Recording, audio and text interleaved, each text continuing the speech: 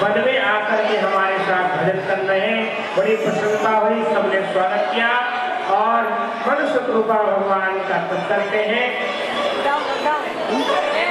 आज सृष्टि सम्राट शिरोमणि स्वयं भूपा सहधर्मणि संग महारानी नारी रत्न स्वरूपा बरवस सुत को राज सौंप तब आए नए जीवन में निर्गय नयन परम ब्रह्म प्रभु यह मनोरथ मन में।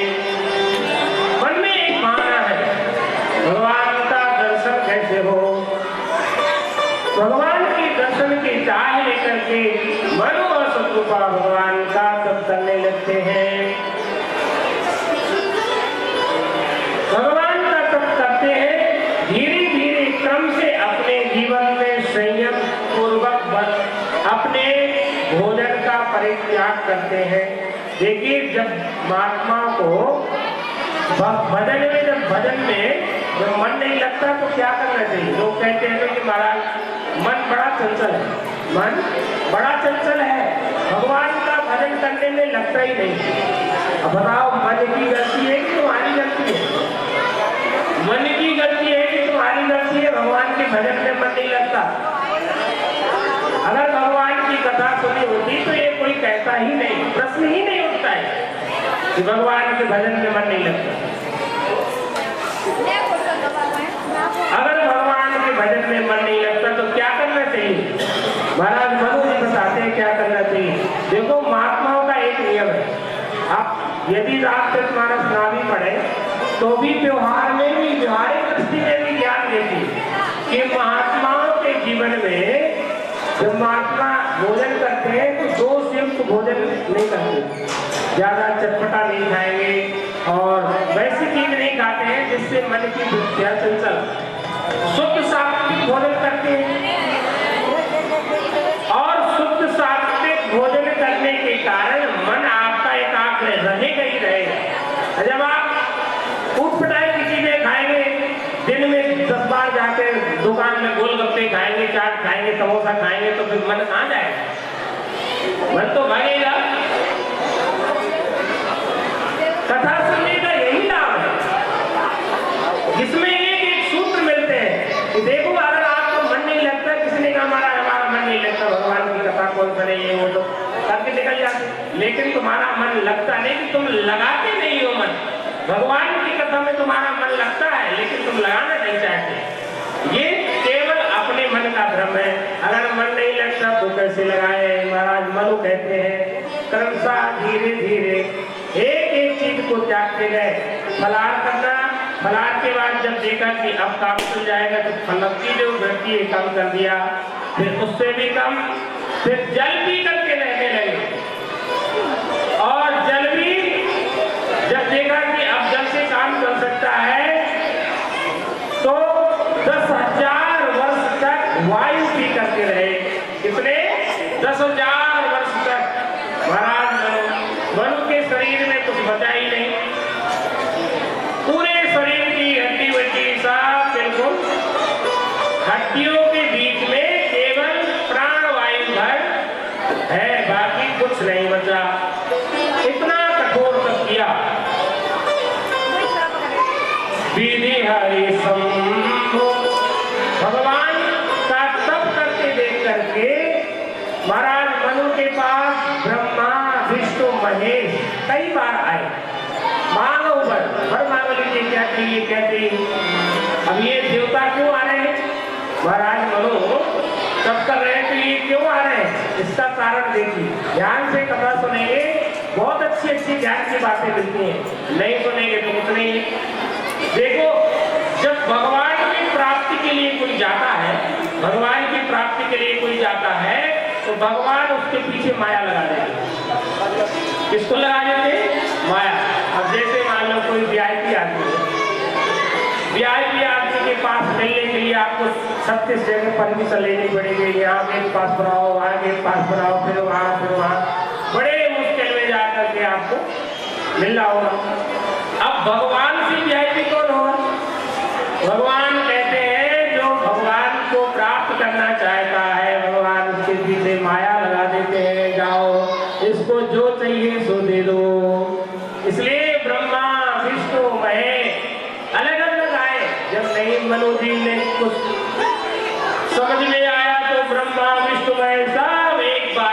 बात आ गई।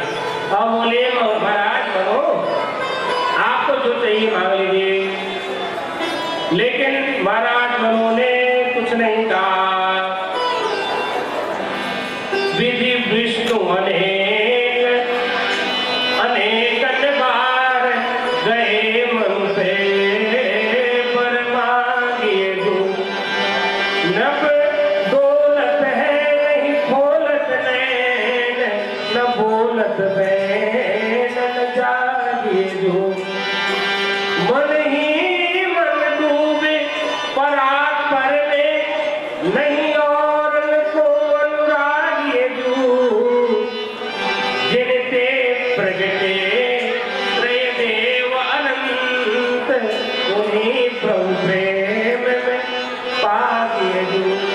देवताओं का प्रागट्य कहाँ हुआ? भगवान के श्री राम जी के उदर से। भगवान का प्रागट्य जो है भगवान से ब्रह्मा विष्णु प्रकट हुए हैं। ब्रह्मा विष्णु से नहीं भगवान प्रकट हुए। भगवान सबसे बड़े और ये भगवान के पास जो जाते हैं तो भगवान सबसे पहले माया को भेज देते हैं, जाइए इनको जो चाहिए दे दो, भंडारा भरा पड़ा है, जाओ उनको जो चाहिए तो दे दो, वो लेकर के वापस चले जाते हैं। यही तो माया है भगवान। भगवान के पास जाने के लिए महाराज मनु ने कहा मुझे कुछ नहीं चाहिए। तो चाहिए क्या? तो तब तक है बोले मुझे तो प्रभु को ही चाहिए, प्रभु से कुछ नहीं चाहिए, मुझे तो प्रभु ही चाहिए, भगवान चाहिए, भगवान से कुछ नहीं चाहिए।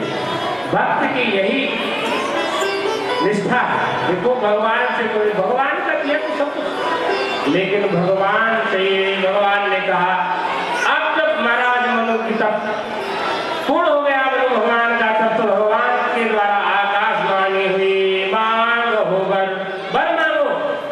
महाराज मनु ने वह सुंदर दिव्य भगवान की वाणी सुनकर के महाराज मनु के जीवन में जो जीवन केवल प्राण वायु मात्र शेष थी, महाराज मनु का जीवन पुनः नया हो गया। जैसे वही भवन से आए, ऐसा लग रहा है जैसे महाराज मनु अभी भवन से अभी आए हैं।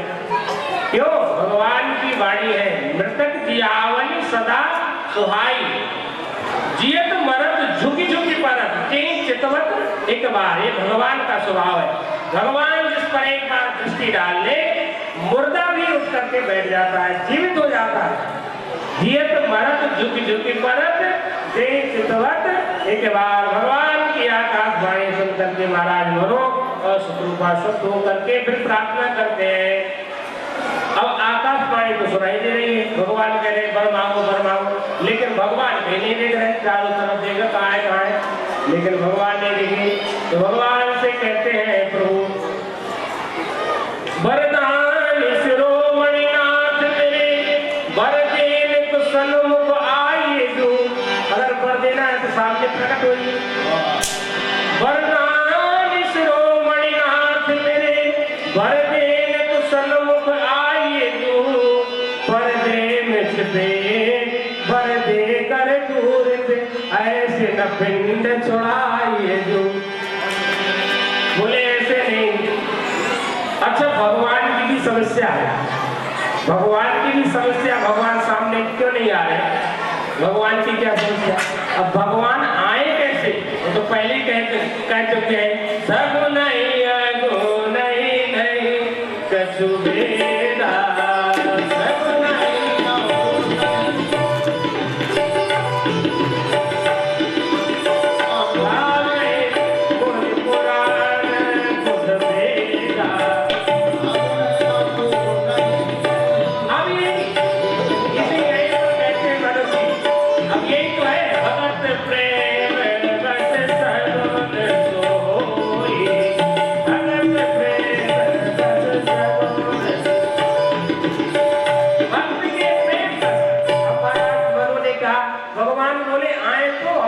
समस्या हम आए कैसे? हमारा कोई रूप रंग है नहीं, भगवान का कोई स्वरूप नहीं, कैसे आए? अच्छा आप बताओ। तो मनु जी महाराज कहते हैं जो भूषण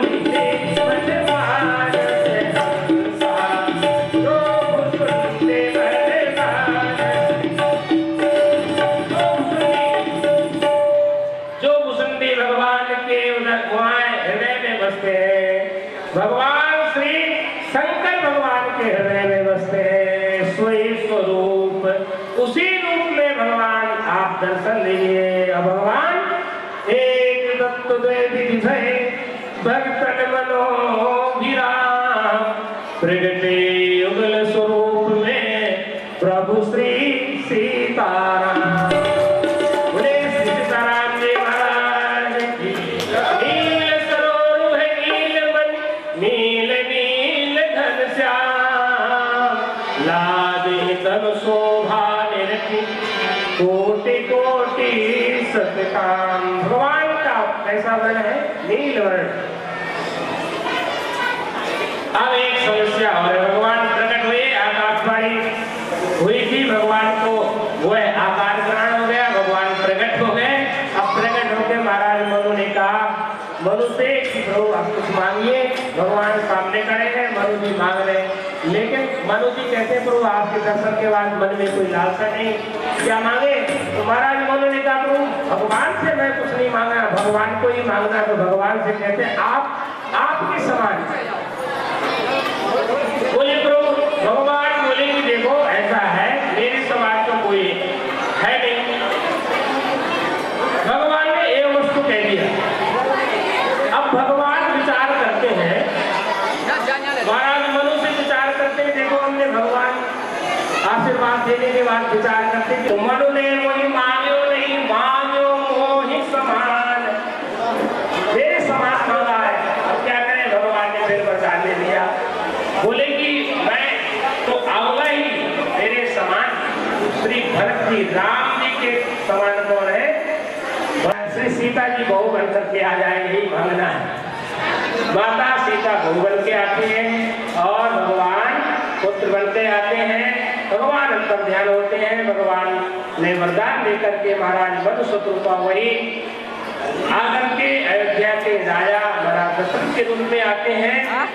महाराज रघुकुल की बड़ी कथाएं हैं और महाराज रघु फिर उसके आज के बाद महाराज दशरथ जी का जन्म हुआ। 62 पीढ़ी बाद महाराज दशरथ जी का जन्म हुआ। उससे पहले इधर रावण की जन्म की कथा को स्वामी जी कहते हैं। भगवान शंकर कहते हैं देखो देवी ये मधु शत्रुपा कथा के प्रसंग के बाद एक कथा और आती है राजा। अब इन कथाओं में थोड़ा सा 2 मिनट बोलेंगे। इन कथाओं में सिर्फ इतना समझना है कि जो महाराज मनु है उनका कितना सुंदर परिवार था और उन्हें जो दूसरे राजा हैं तो उनके और इनके परिवार में इतना अंतर है कि उन्होंने भजन तो किया और उनका सब कुछ ठीक था, लेकिन धर्म के साथ में जब जाने लगे तो उनकी धर्म पत्नी नहीं गई। इसलिए प्रताप भानु का जो परिवार है वह अगले जन्म में जाकर के रावण कुंभकर्ण के यहाँ होता है। इसका कारण यदि संक्षेप में समझ लीजिए, कथा का समय नहीं है, भगवान के जन्म भी करना है। इसके बाद वही काल पाए सोई राजा वही जाकर के रावण के रूप में अवतरित होता है और रावण भगवान शंकर कहते हैं देवी पार्वती ये रावण कोई अलग नहीं आया, न इसके सींग फूट पाए नहीं अलग से, ये तो यही मनुष्य ही रावण की वृत्ति बन गई है और कुछ नहीं है। बोले मां नहीं मां तो मां नहीं मां तो पिता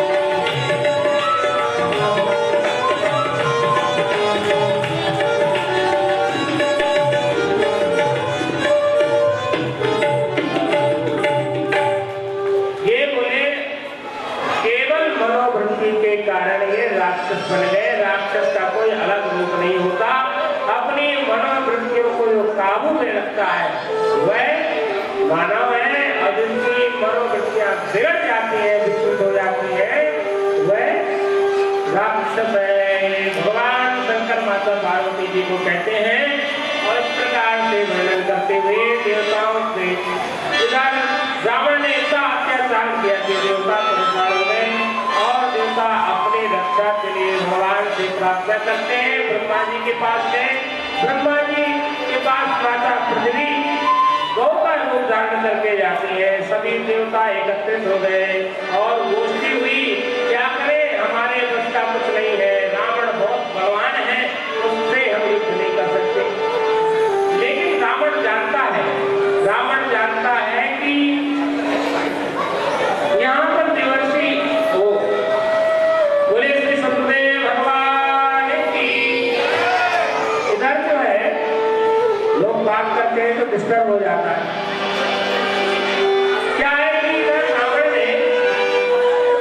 रावण भगवान ब्रह्मा जी का तप करता है, भगवान ब्रह्मा जी से वरदान मांगता है, और वरदान मांगने से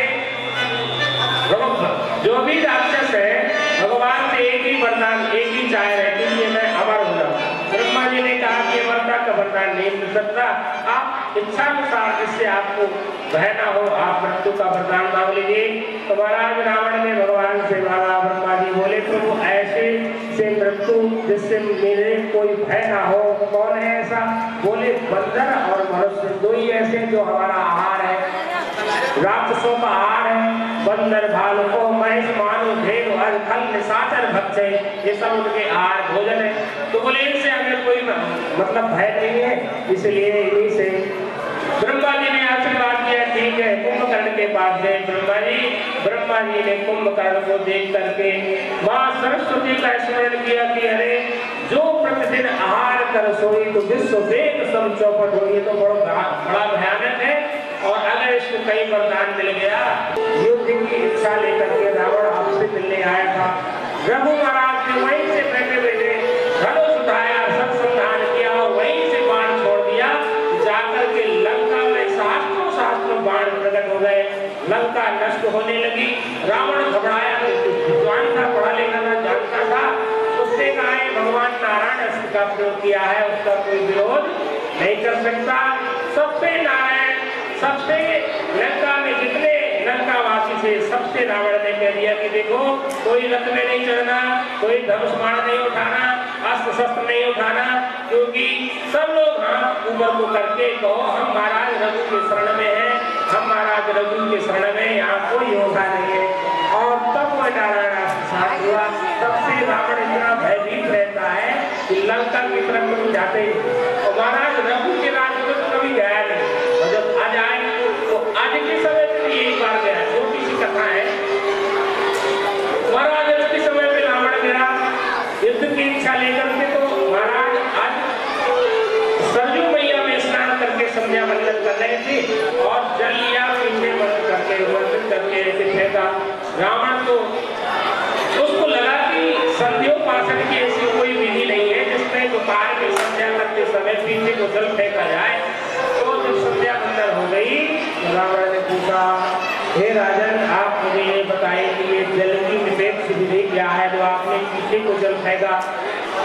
महाराज अब कहते हैं देखो राजा का धर्म है हर समय प्रजा की रक्षा करना, और यहाँ से 1 योजन दूर जा करके एक व्याघ्र ने गाय के ऊपर आक्रमण किया है, इस कारण से उसकी रक्षा के लिए मैंने ये जल फेंका।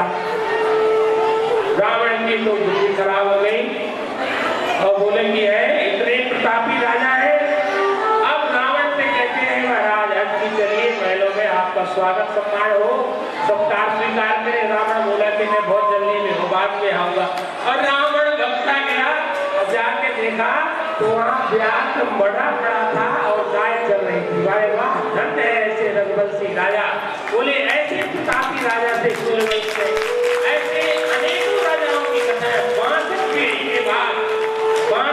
के बाद महाराज दशरथ जी का जन्म हुआ, लेकिन एक भूल करती रावण ने, महाराज दशरथ जी के समय पे दिया और दशरथ जी से कहता है, उसको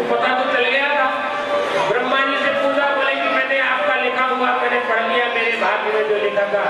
ब्रह्मा जी ने कहा क्या हुआ, पढ़ लिया तो पढ़ लिया, लेकिन मिटने वाला नहीं। बोले मैं मिटा दूंगा। बोले ठीक है। अब उसको मालूम चला गया कि महाराज दशरथ जी का विवाह होने वाला है, राजकुमार है, अभी विवाह नहीं हुआ। विवाह की बात चल रही है, माता कौशल्या के यहाँ से वह नारियल आ चुका है, विवाह पक्का होने वाला। रावण गया ब्रह्मा जी के बाद, बोले देखा आपने कहा था, अब मैं आपके भाग्य का लिखा हुआ मिटा रहा हूँ। ब्रह्मा जी बोले ठीक है, बहुत जोर से आता प्रसन्न हुआ कि देखो अब मैं आपके भाग्य का लिखा मिटा रहा हूँ। ब्रह्मा जी ने कहा ठीक है आप जाओ। और वे रावण आया, दशरथ जी सरजू मैया में नौकाओं के बीच में मंत्रियों से घिरे हुए जल क्रीड़ा कर रहे थे। उस समय उसने रावण ने अपनी माया से अंधेरा कर दिया, दशरथ जी को डुबा दिया पानी में। अब महाराज दशरथ जी को डूब गए, समझने हाहाकार हो गया, महाराज दशरथ राजकुमार कहाँ गए राजकुमार। और वे दशरथ जी और सुमंत्र जी नदी के पानी के सारे में जो समुद्र में मिलती है वहां पर जाकर के पहुंच गए। इधर रावण जाता है माता कौशल्या के यहाँ जाकर के उनके पता चल गया कि विवाह होने वाला है, तो कौशल्या माता को हरण करके ले आता है। और उसका एक मित्र रहता है समुद्र में, उस बक्से में बंद करके मित्र को दे दिया और बोले कि अब मैं जाके ब्रह्मा जी को सुनाऊंगा, देखो मैंने आपसे भाग्य का मिटा दिया। ब्रह्मा जी बड़े प्रसन्न हुए। रावण हंसा, बोले देखो आपके भाग्य का लिखा हुआ मैंने मिटा दिया, अब मेरी मृत्यु नहीं होगी, मैं अमर हो गया। ब्रह्मा जी ने कहा ठीक है। अब वो वहां से जब रावण आया तो देखने की अब मित्र से वो बक्सा लेकर के लंका जाना है, तो बक्सा लेने के लिए आया तो उसके मित्र ने कहा आपके जाने के बाद एक इतना परम प्रतापी शक्तिवान व्यक्ति आया कि उसने मुझे युद्ध से परास्त करके और उन्हें बक्सा छीन के ले गया। अब वो एक देखो सहयोग की बात, कौशल्या माता बक्सा के अंदर है, समुद्र में फेंक दिया, दोनों जाकर के कहाँ मिले, समुद्र के किनारे। और वहीं जंगल में महाराज सुमंत्र जी ने देखा, बक्सा को निकाला और निकाल करके फिर देखा राजकुमारी कौशल्या माता को देख करके जंगल में वैसी विधि से विवाह करा देते हैं। महाराज दशरथ और कौशल्या का विवाह हो गया। बोलिए श्री वसुदेव भगवान की। महाराज दशरथ जी के कैकेयी राजकुमारी कन्या के साथ में माता कैकेयी के साथ विवाह हुआ, सुमित्रा के जो राजकुमारी के साथ विवाह हुआ, और महाराज दशरथ की 700 पटरानियों के साथ विवाह होता, जिनमें से 3 पटरानियां होते हैं। लेकिन महाराज दशरथ जी के जीवन में अभी अभाव है। क्या? भगवान की कृपा से महाराज दशरथ जी के यहाँ सब कुछ है, धन धान्य से भरपूर है, लेकिन जीवन में एक अभाव है। क्या? भगवान नहीं मिले। भगवान नहीं मिले, चिंता हुई, भगवान से प्रार्थना करते रहो। एक बार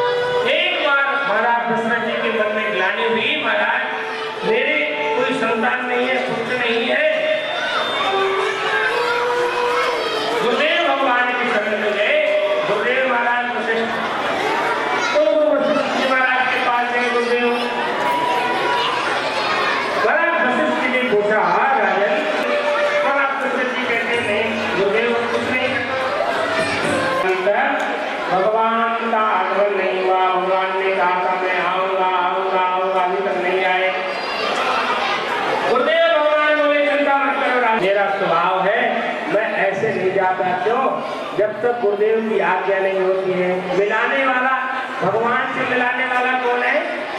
प्रभु ही मिलावन हार परम गुरु, प्रभु ही मिलावन हार।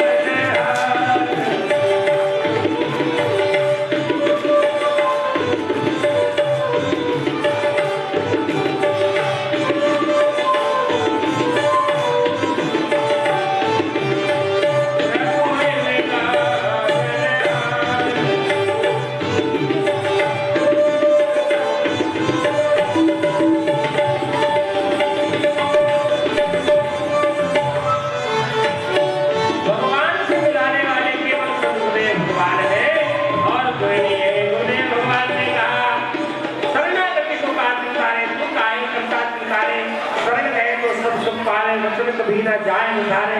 आपने गुरुदेव की शरण ली, अब अवश्य भगवान का आगमन हुआ। देखो यहाँ पे कितनी अच्छी बात कह रहे हैं। आप विचार करिए, आप विचार करिए, रास्ते में जा रहे हैं, रास्ते में जा रहे हैं मार्केट, आपके ऊपर कितनी जिम्मेदारी रहती है? रिक्शा संभालो, पैदल चलने वाले को संभालो, गाड़ी संभालो, आगे से कोई वाहन तो नहीं आ रहा है, अगल बगल में देखते, कितनी जिम्मेदारी रहती है। और अगर आप 10 रुपया दे करके किसी रिक्शे में बैठ जाओ तो क्या कोई चिंता रहेगी? चाहे आप अखबार पढ़ो, चाहे गाना गाओ, चाहे भजन सुनाओ, कोई चिंता नहीं। वही गुरुदेव भगवान कहते हैं, राजन अब तुम्हारी जिम्मेदारी खत्म, तुम्हारी तो जिम्मेदारी यही कि बोले गुरुदेव भगवान मुझे क्या करना पड़ेगा? बोले कुछ नहीं, तुम्हें कुछ नहीं करना, बस यही करना था, तुम्हें यही करना था, सतगुरुदेव भगवान की शरण में आना था। और महाराज दशरथ जी आ गए, महाराज वशिष्ठ जी प्रसन्न हो गए और कहते हैं कि चलो अब पुत्रेष्ठ यज्ञ की तैयारी करते हैं। और पुत्रेष्ठ यज्ञ श्रृंगी ऋषि को बुला करके पुत्रेष्ठ यज्ञ कराया गया और यज्ञ भगवान का प्रागट हुआ। बोले यज्ञ भगवान की, भगवान की। यज्ञ में चरों का कलश लेकर के भगवान का प्रागट हुआ। भगवान ने यज्ञ का प्रसाद दिया। महाराज वशिष्ठ जी ने यज्ञ के उस फल को, प्रसाद को महाराज दशरथ जी के माध्यम से तीनों माताओं को बुलाते हैं।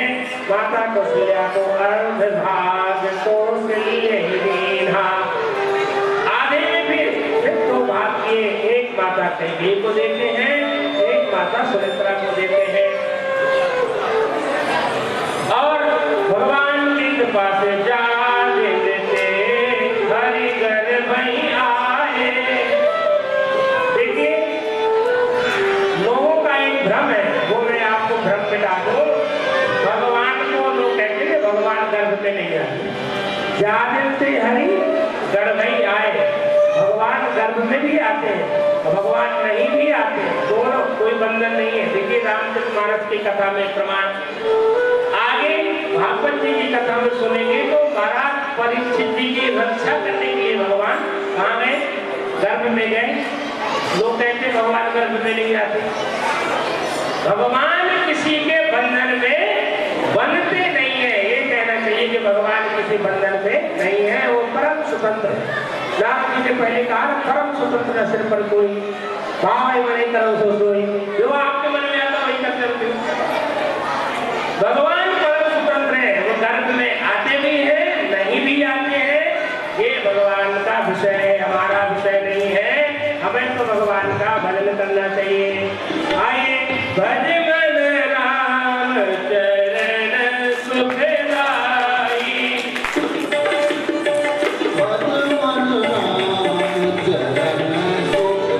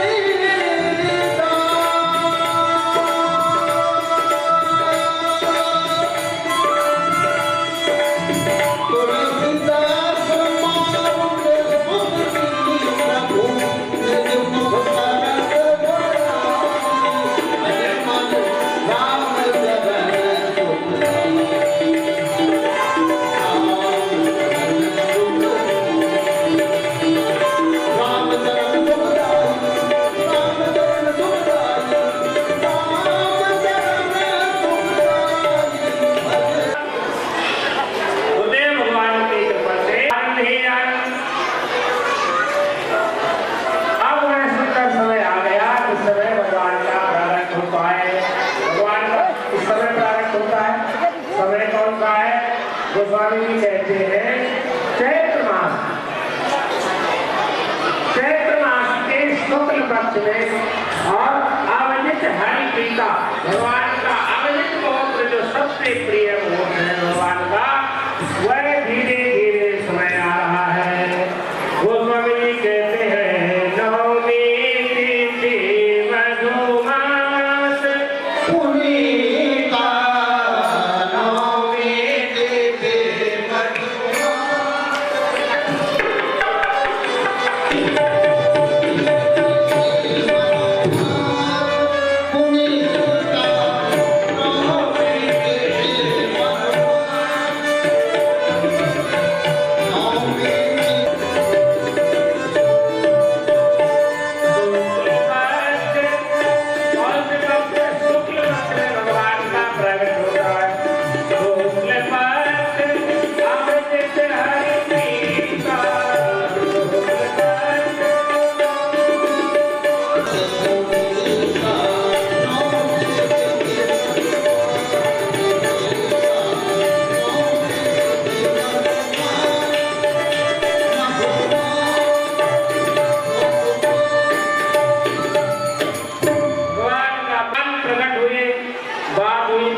पुत्र बन के आए हैं, लेकिन बाप बन के क्यों आए? भगवान से पहला प्रश्न हुआ कि आप